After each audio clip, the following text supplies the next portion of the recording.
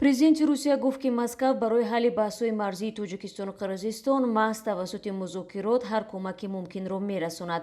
Владимир Путин дар ин бора рӯзи 24 май ва дар суҳбат бо Содир Ҷабборов, раиси ҷумҳурии Қирғизистон, дар Сочи изҳор дошт. Ҷабборов бо сафари корӣ ба Русия рафтааст. Албатта ваз дар сарҳади Тоҷикистону Қирғизистонро хеле бо диққат ва бо нигаронии афзоянда пайгирӣ кардаем, гуфт Путин.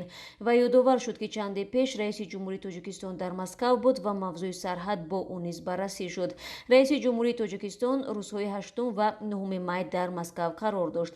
роҳи ҳалли дарозмуддати мушкилотро ёфтан зарур аст, то ба манфиатҳои ҳарду ҷониб посухгӯ бошад, гуфт Владимир Путин.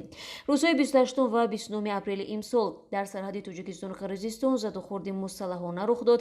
Мақомоти Тоҷикистон гуфтанд, дар ин ҳодиса 19 нафар кушта ва 87 нафар захмӣ шуданд. ҷониби Қирғизистон дар бораи 36 кушта ва 154 маҷрӯҳ хабар дод. Тоҷикистону Қирғизистон якдигарро ба оғози даргирии мусаллаҳона айбдор мекунанд. Дӯститониҳои ду кишвар ҳодисаро таҳқиқ доранд. Аз 270 километр марзи Тоҷикистону Қирғизистон беш аз 400 километри он муайянон нишоннагузорӣ нашудааст. ҷанҷолҳо асосан дар минтақаҳои баҳснок, бар сари замин ва обу чарогӯ сар мезананд.